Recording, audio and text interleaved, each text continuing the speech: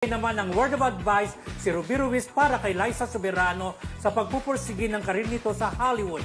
Panoorin po natin to. True. Be humble. Kasi yun po yung nakita ko kila Nicole Kidman and the other actors that I've worked with sa expats. Importante po yung attitude na sinasabi natin. Okay? So yung mga nagsusubo, kagaya nila Liza and basta ano ka lang, matyaga ka, never give up.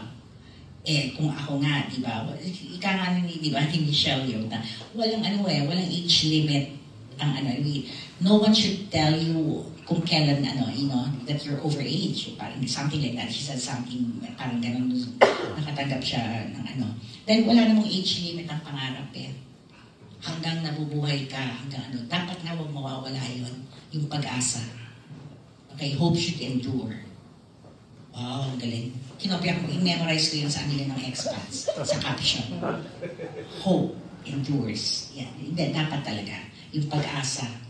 Huwag ka lang give up. Tsaka, huwag mapupunta sa ulo. Kasi hindi naman tayo sanay kasi yung ganung treatment. So, minsan nakakaano siguro, parang pwede ka rin madali ka namang ganun, tao ka lang naman.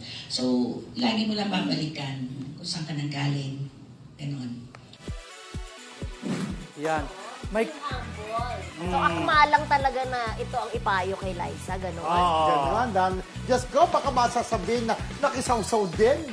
At dapat walang attitude. Ang problema, yung mga artista, minsan, ang mga nakapaligid na nag-attitude, yun ang nagiging problem minsan, di ba? Basta masabi ko lang, may karapatang magbigay ng advice Yes.